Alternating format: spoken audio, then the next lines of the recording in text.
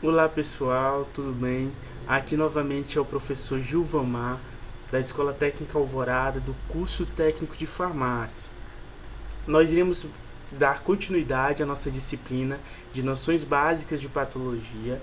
Na aula passada, nós falamos sobre a introdução à patologia. E nessa aula de hoje, nós iremos falar sobre o histórico da patologia, como que se deu a evolução histórica desta disciplina. Ok, pessoal? Então vamos lá. A patologia ela é dividida em fases, né? Foi de forma didática, para ficar uma forma mais didática, ela foi dividida em fases. Essas fases se deu conforme o momento histórico em que a patologia, as doenças eram tratadas, eram vistas. E nós temos aí, a primeira fase é a fase humoral, que se deu aí por volta da Idade Antiga, final da Idade Média.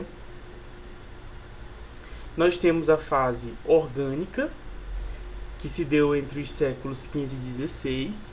Nós temos a fase tecidual e nós temos aí a fase celular e ultracelular, que vai compreender entre os séculos XIX, século XX e até o momento em que vivemos, a fase ultracelular. Ok? Vamos continuar. Pessoal, nós temos aí a nossa primeira fase, que é a fase humoral, né? Uma fase também conhecida como fase humoral de Hipócrates e Galeno, né? Grandes pensadores aí que originaram a medicina, originaram a patologia. Nessa fase aí, ela foi compreendida aí por volta da Idade Antiga até o final da Idade Média, ali na Grécia, no Egito. Nessa fase, nós temos uma presença muito grande em relação à crença, a valores religiosos, não tão científicos, mais voltados mesmo para a questão de experiências religiosas. E nessa fase as doenças eram explicadas dessa forma, né, a partir de deuses, a partir de crenças. Então o mecanismo de origem dessas doenças era explicado pelo desequilíbrio do fluido vital, que eles chamavam naquela época. Então acreditava-se que quem controlava o fluido vital dos seres humanos eram os deuses. Então se você irasse um deus, né, se você fizesse algo ruim, fosse assassino, certamente você ficaria doente. E quem causaria esse desequilíbrio no seu fluido vital, nos seus líquidos vitais do seu corpo, seria os deuses.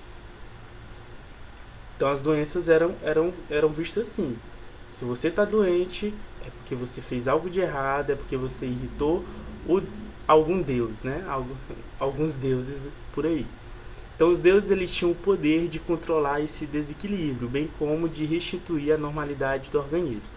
Essa visão mítica de doença foi criada principalmente pela civilização antiga grega, né? E nós temos também algumas coisas aí, requisitos da civilização egípcia também. Nós temos aí nessa imagem mostrando aí os tipos de humores, né, vistos pelos gregos. Nós temos o melancólico, o fleumático, o colérico e o sanguíneo. Né? Algumas pessoas até estudam esses estados de humores e até hoje nós temos uns resquícios, né, de pessoas que estudam voltados para a ciência, certo? Mas antigamente era visto apenas pelo lado mesmo religioso, lado mítico mesmo das coisas. Nessa fase, gente, é tão interessante que acreditavam que pedras filosofais tinham poder de cura. Sim, existiam realmente, né? Às vezes a gente pensa que é só em desenho animado e tal, mas não é.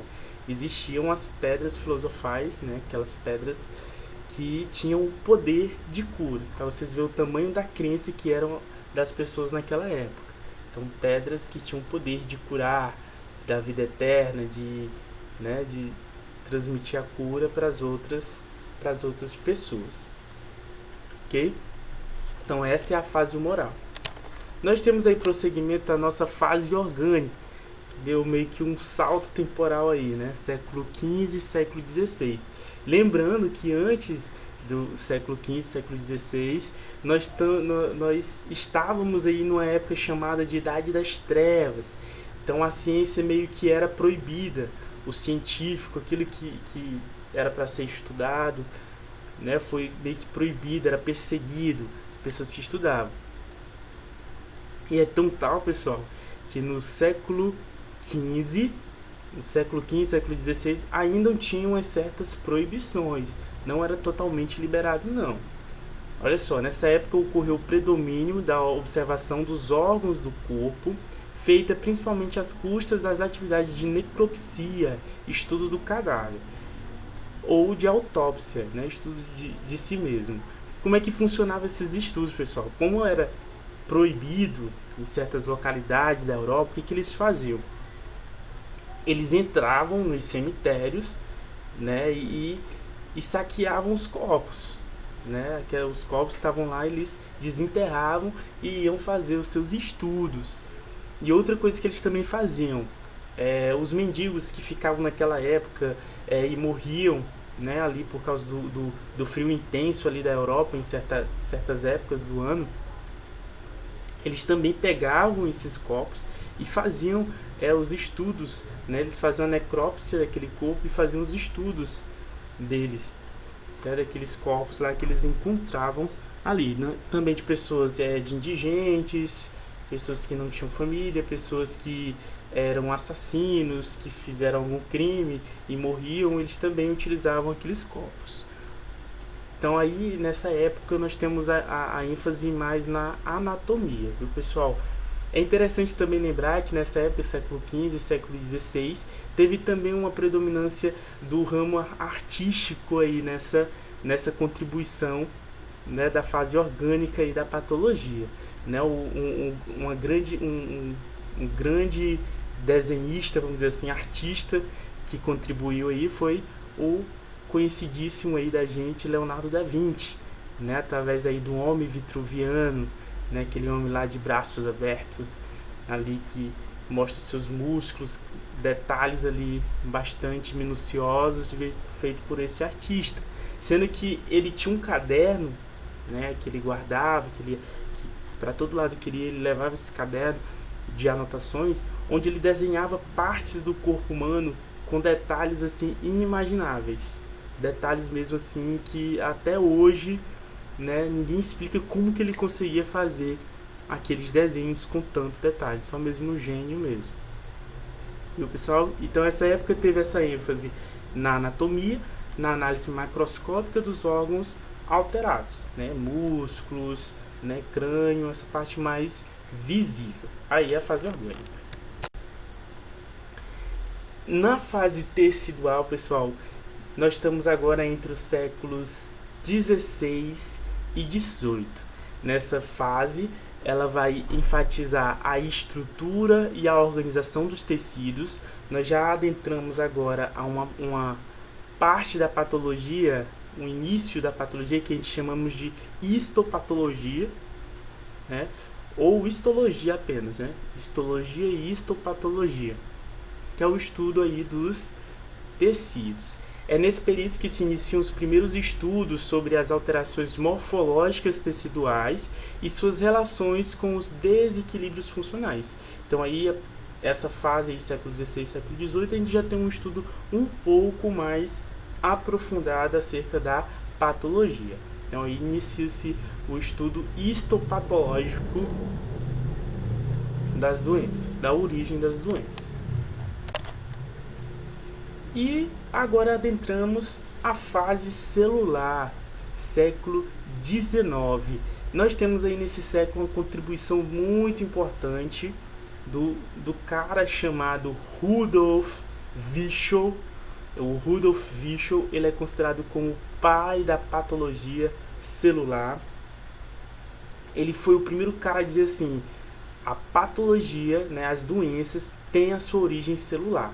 Então, ele foi o primeiro cara a afirmar isso, que a partir das alterações celulares nós temos aí a origem das doenças.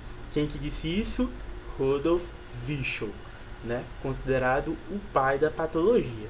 Então aí na fase celular nós temos o predomínio então da visão morfológica somada à aplicação do microscópio óptico. Então nós temos o auxílio agora de um aparelho chamado microscópio óptico que vai ajudar essas pesquisas médicas, vai contribuir para o avanço dessas pesquisas. E segue-se, portanto, a fase celular, período que se iniciou então a patologia moderna.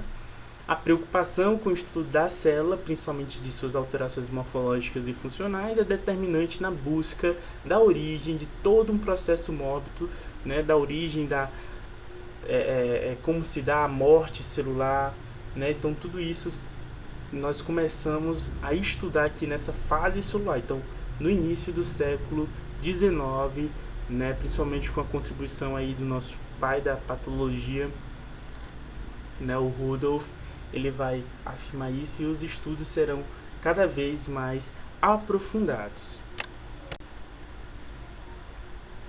E esse aprofundamento dá origem então à nossa fase ultracelular.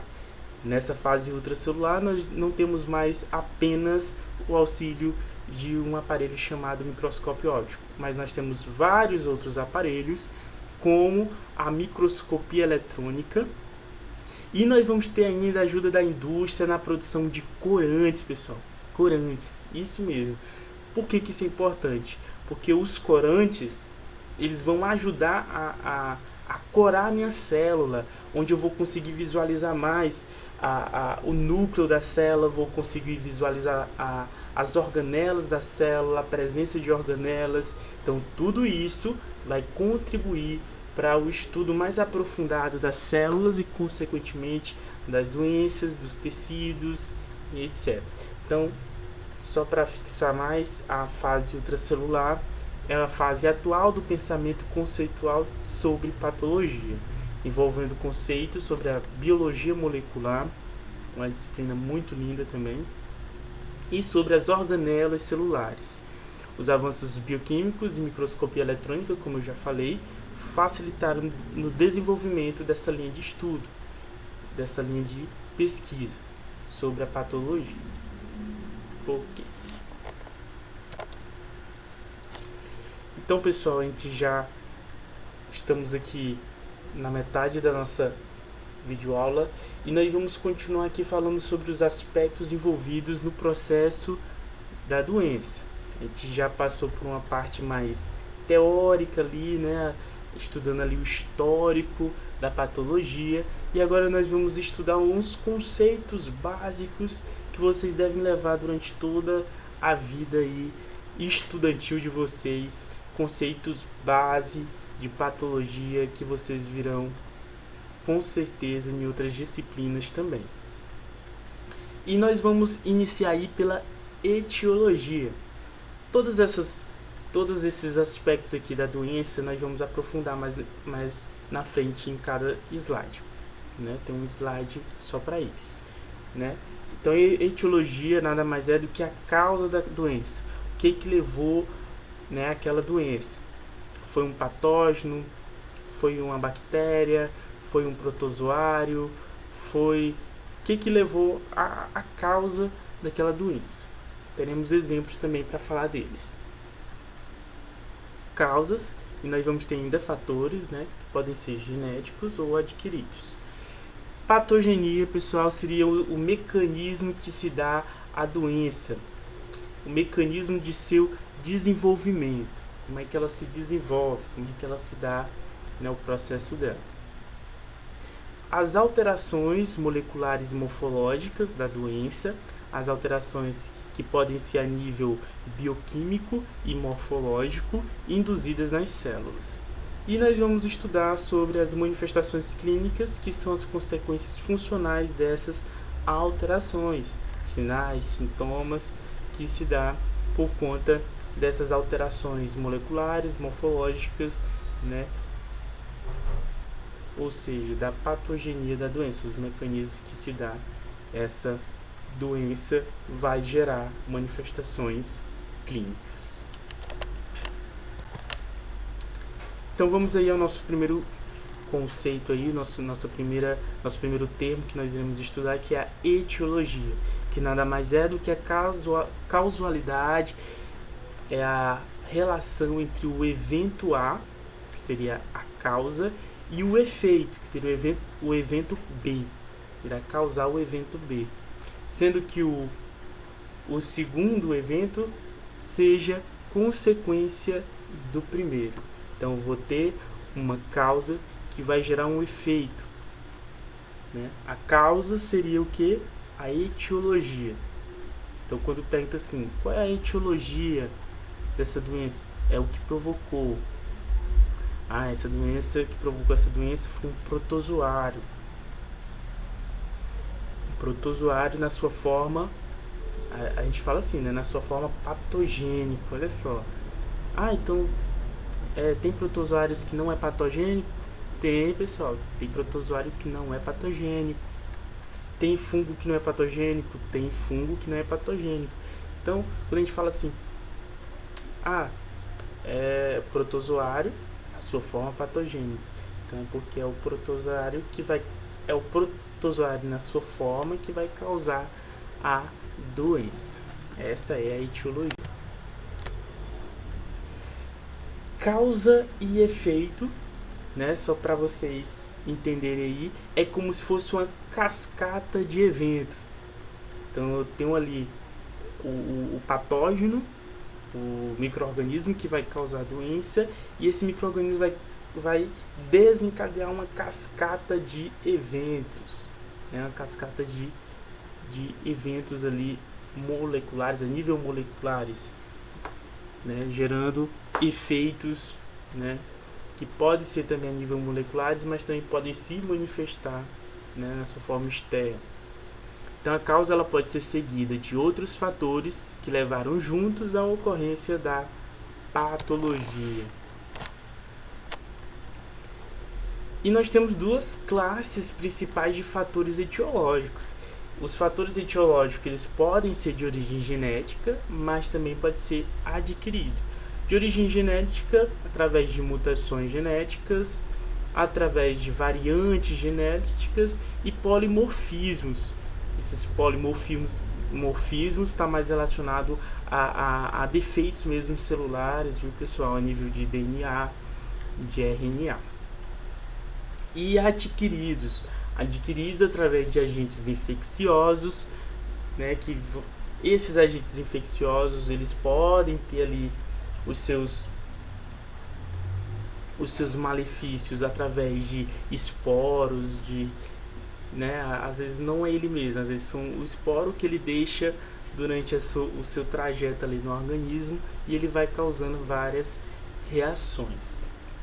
Podem ser também a nível nutricional, então também pode ser um fator, e pode ser também adquirido através de eventos químicos e físicos também. Esses são os fatores etiológicos. Pronto, pessoal, nós saímos da etiologia, agora vamos para a patogenia. A patogenia refere-se à sequência de eventos na resposta das células ou tecidos ao agente etiológico, desde o estímulo inicial à expressão final da doença. Então, ali, o primeiro contato do patógeno com as minhas células, na maioria das vezes, as primeiras células que atuam vai ser aquelas nossas células de defesas.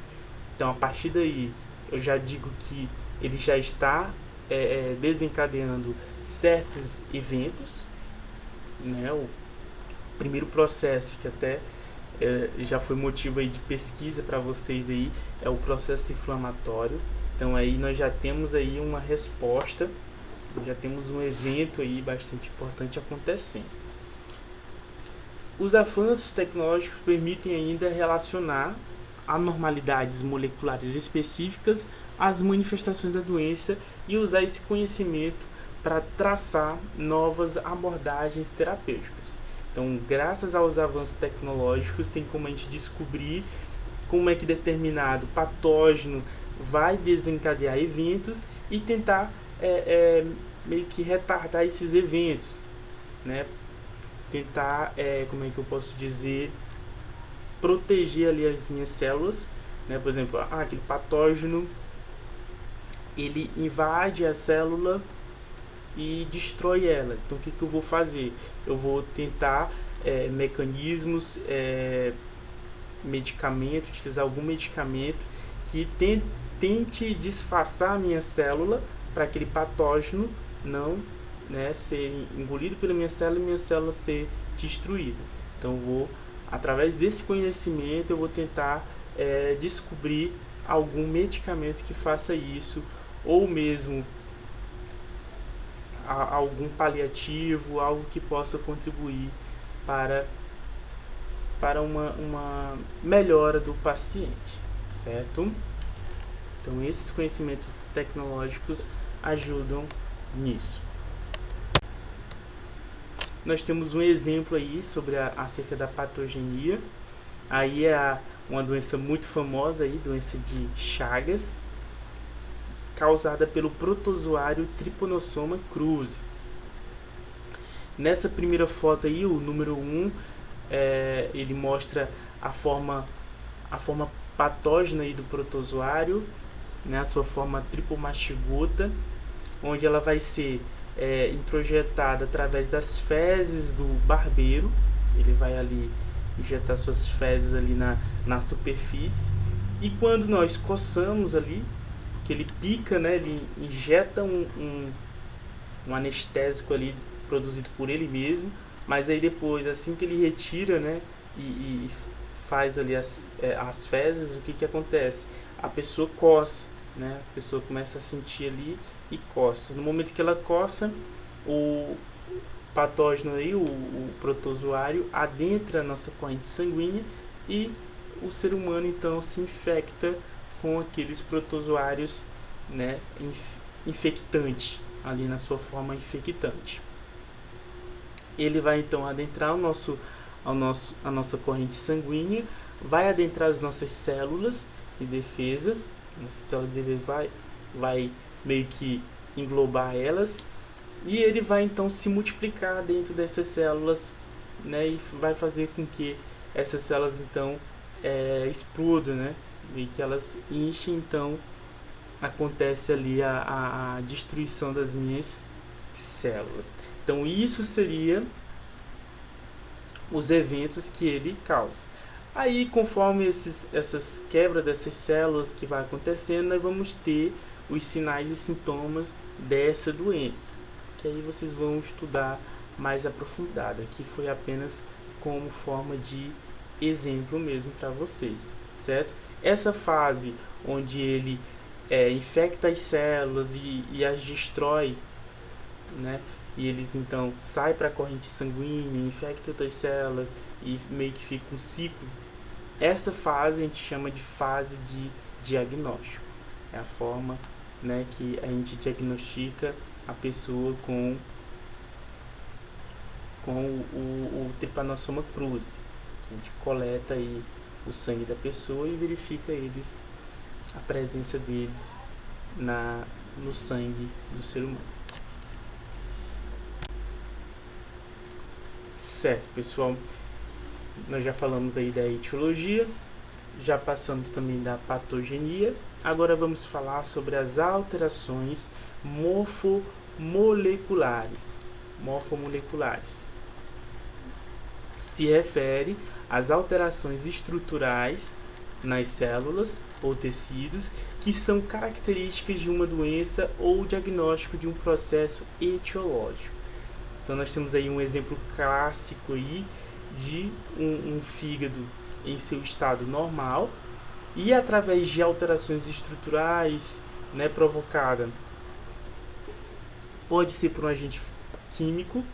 Nesse caso aí nós temos a cirrose. A cirrose ela pode ser provocada por agente químico. Qual o agente químico que pode provocar essa alteração no fígado?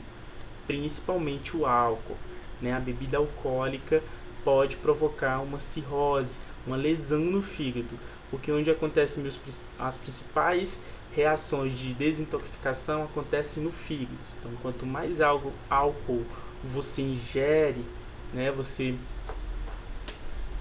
bebe ali, mais o nosso fígado vai se sobrecarregar, provocando então alterações estruturais, alterações a nível também moleculares, porque as nossas células irão, né, irão se autodestruir, né, irão envelhecer, enrijecer, certo? Provocando então alterações no fígado. Então nós temos aí o fígado normal, sem nenhuma alteração morfomolecular, e por conta de uma cirrose, que pode ser, né, através da bebida alcoólica, mas também medicamentos também, quem toma muitos medicamentos, nós sabemos que as reações medicamentosas, né, dos medicamentos acontecem também no fígado, a maioria delas, né, no citocromo 450, são um grupo de proteínas que estão no fígado, acontece lá. Então, através de medicamentos ou de bebida alcoólica excessivamente, nós vamos ter alterações estruturais, morfomoleculares no fígado. Aí é apenas um exemplo para vocês guardar o que seria essa alteração morfomolecular. Certo.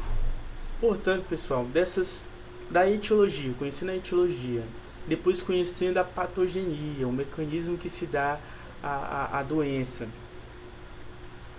e passando pelas alterações morfomoleculares, nós vamos ter as manifestações clínicas, que nada mais é do que os sinais e sintomas de determinada doença. Então, as manifestações clínicas é o resultado final das alterações genéticas, bioquímicas e estruturais nas células e tecidos.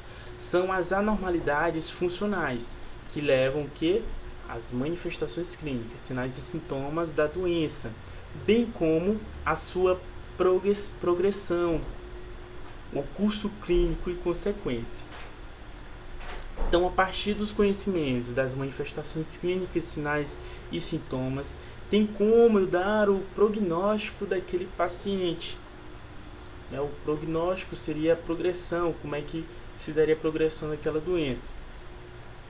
Um prognóstico positivo significa que o paciente vai logo se livrar da doença. Um prognóstico negativo significa que pode acarretar sequelas daquela doença. Lembrando que o curso clínico da doença vai depender muito dessa manifestação clínica. Algumas doenças elas são vistas em fases. Então nós temos ali a fase primária da doença, nós temos a fase secundária da doença e em alguns casos nós temos ainda a fase terciária da doença. A fase primária, ela é uma fase que às vezes pode ser assintomática, ou seja, não vai ter manifestações clínicas, nem de sinais e sintomas. É uma fase que tem os seus riscos, né? Se for o caso de uma doença infecciosa, tem os seus riscos, mas também é uma fase que não é tão preocupante.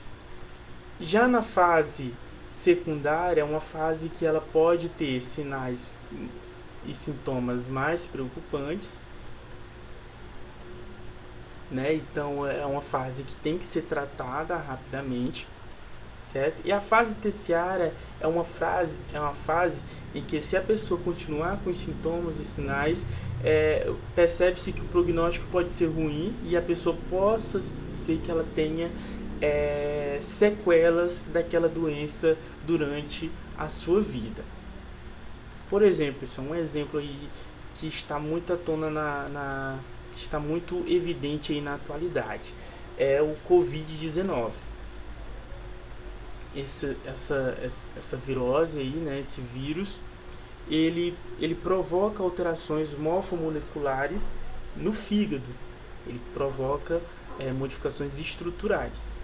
Na fase terciária, né, onde é feito ali a radiografia do pulmão, desculpa se eu falei fígado, é pulmão, que eu estava pensando ali. Os pulmões, eles são danificados ali pela Covid-19. E na fase terciária verifica-se através do exame de radiografia essas alterações. Se for uma alteração muito grave, essa pessoa ela possa ser que mesmo recuperada da virose, do Covid-19, ela possa ser que ela ainda tenha sequelas. Ou seja, pessoal, não estou dizendo que são todas as pessoas, né? Não vamos também generalizar, e ainda há muitos estudos acerca disso. Mas cerca de 30 a 20% das pessoas que teve essas alterações altas, né, durante a doença, elas ainda continuaram tendo sequelas, né? Durante exercícios, caminhadas de leve, elas já se sentiam cansadas, né? Com certo cansaço. Isso por conta dessa lesão. Mas acredita-se entre os médicos que com a ajuda aí de um fisioterapeuta, né, ela possa recuperar dessa lesão, né? Voltar a fazer aqueles exercícios cardiovasculares ali, cardiorrespiratórios ali que ela fazia antes, e voltar aquela mesma rotina, certo, pessoal? Então aí é só um exemplo. Olha, sobre o curso das doenças, é basicamente o que eu falei. Então nós vamos ter as causas, né, a etiologia da doença, e nós vamos ter, depois da etiologia, nós vamos ter o período de incubação, em que é um período que não temos manifestações clínicas, sem manifestações.